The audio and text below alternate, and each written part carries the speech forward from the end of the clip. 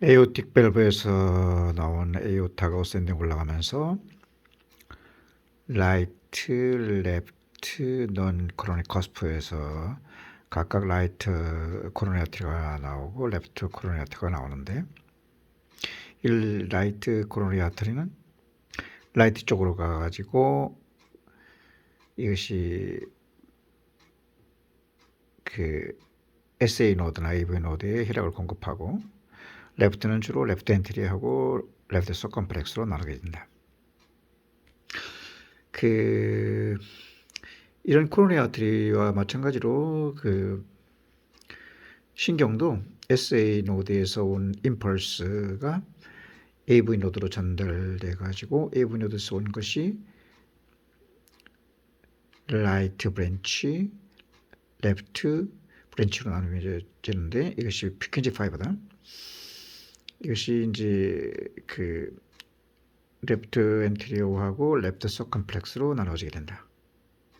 이 라이트로 간 것이 SA 노드, AV 노드에 까지 코로너리 아터리가 라이트 코로너리 아터리가 공급하는데, 이것이 부족될 때 SA 노드, AV 노드에 디소시에이션이 나타날 수가 있다는 것이고, 만일 라이트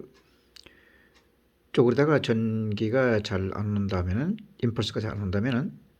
이것은 V1, V2, V3, 즉 라이트 쪽에 번들 브랜치 브록을 일으킨다. 그리고 반대쪽인 V5, 6에서 RR-에 대응하는 긴 에스파가 깊은 에스파가 나타난다는 것이고, 레프트 엔티리어 인피리어 팔을 발 수 있는 것은 레이드 2다. 즉 리드 2에서 보면은 레프트 엔테리 인피리어는 R파가 상당히 높이 올라가게 되고, 라이트 페시큘러 쪽은 Q파로 나타내면서, 그리고 레프트 서컴플렉스는 S파로다가 각각 멀어진 파로 나타난다. 라이트 번들 브랜치 블록이 오게 되면은 라이트를 뚫으려고 V1에서 RR가 나타나고, V5, 6에서 깊은 S파가 멀어진 파가 나타난다고 했는데, 만일 레프트 엔티리어 인피리어 블록이 생긴다고 하면은 이 리드 2로 오는 R파가 작아질 수밖에 없다. 리드 2뿐만 아니라 2, 3, AVF R파가 작아지고, 이 레프트 엔티리어 인피리어 오지 않는 파가 레프트 서컴플렉스로 가기 때문에 리드 2에서 보면은 S파가 깊어질 수밖에 없다. 2, 3, AVF 마찬가지다. 이런 레프트 엔티리어 페시큘러 블록이 오게 되면은 리드 2에서 S파가 작아지고 R파가 작아지고 S파가 깊어지는 마이너스로 깊어지는 것과 반대적으로 90도에 있는 리드 1과 AVL 쪽으로는 많은 임펄스가 가니까 알파가 높아질 수밖에 없다. 또 다른 레프트 서컴플렉스 페시컬 블록이 있다고 하면은, 리드 2에서 보면은 레프트 서컴플렉스로 가지 않는 파가 엔티리어 인피리어 오기 때문에 R파가 2, 3, AV에서 커지게 되고, AVL과 리드 1에서는 여기 오는 파가 저거 임펄스가 작아지니까 R파는 작고 S파는 깊어지게 되는 것이다. 바이 페시큘러 블록이라고 하는 것은 라이트 번들 브랜치하고 레프트 엔티리어 페이셜 블록이 많지만은 간혹 레프트 서컴플렉스 페이셜 블록을 말할 때도 있다. 치료는 헤모다이나믹 스텝을 할 때는 오즈베이션 하지만 헤모다이나믹으로 언스테이블 할 때는 치료를 하게 되는데, 헤모다이나믹 언스테이블이라고 하는 것이, 이것을 논하기 전에 이제 원인은 왜 라이트 번들 브랜치 블록이 왔냐면, 주로 이제 이런 경우는 SAD 같은 컨제넨털도 있겠지만은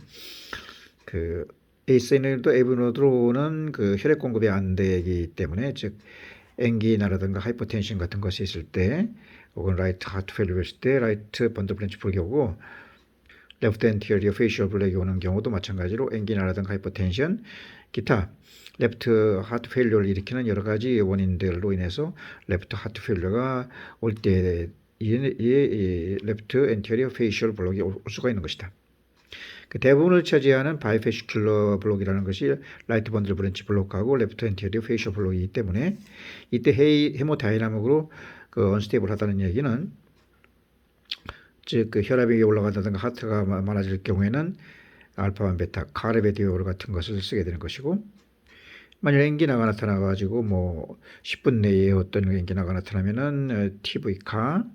아이바브라딘 같은 것을 ATP를 많게 하는 것을 쓰면서 10분 이상일 때에는 30분 미만일 때는 뭐 니쿠란딜, NSI, 시그마트,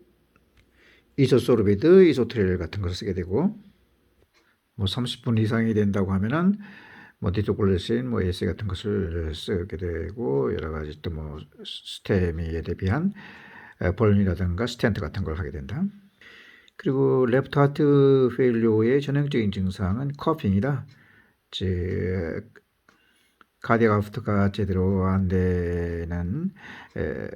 이제 리거시테이션 돼가지고 롱 쪽에 많은 컨제스션이 오게 되기 때문에 커핑도 오게 될 수가 있고 또 에어틱 밸브다가 이제 그 카디악 아웃풋가 적어지니까 유린도 작아질 수밖에 없는 것이다. 이 컨제스션 없애기 위해서 다이우레틱스를 쓰는데 이 포타슘을 떨어뜨리는 거나 올리는 것을 쓰게 되고 또 컨트랙션을 좋게 하기 위해서 디지탈리즈 같은 걸 쓰게 되는 것이고 라이트 파트 페일리오의 헤모다이나믹의 특징이라는 것은 이 저귤러 베인으로 안 들어오니까 벌징이 될 수가 있는 것이고 위쪽으로는 그다음 아래쪽으로는 리버에 문제가 있으니까 그 빌리루빈이 많아져 가서 전디스가 온다든가 또 더 아래쪽으로 아사이티스 나타날 수가 있으니까 이런 라이트 하트 페일리오 했을 때는 우선 볼륨을 올려줘야 된다. 노마스링 갖다 주고 그리고 아트리오 벤트리클러 디소시에이션이 나타나게 되면은 아트로핀을 써가지고 하트레이트를 유지하면서 인트레이트 볼륨 펌프를 하든가 아티피셜 페이스메이커를 줘야 된다. 일반적으로 이제 그 바이페시큘러 블록이 그 라이트 번들 브랜치 블록이라든가 레프트 엔티리어 페이셜 블록이 있을 때는 사전에 그 TV카라든가 칼베들 같은 베타반 블로커라든가 다이우레틱스를 갖다가 포타슘을 많게 하는 것, 적게 하는 것을 같이 1대1로 쓰게 되는 것이다.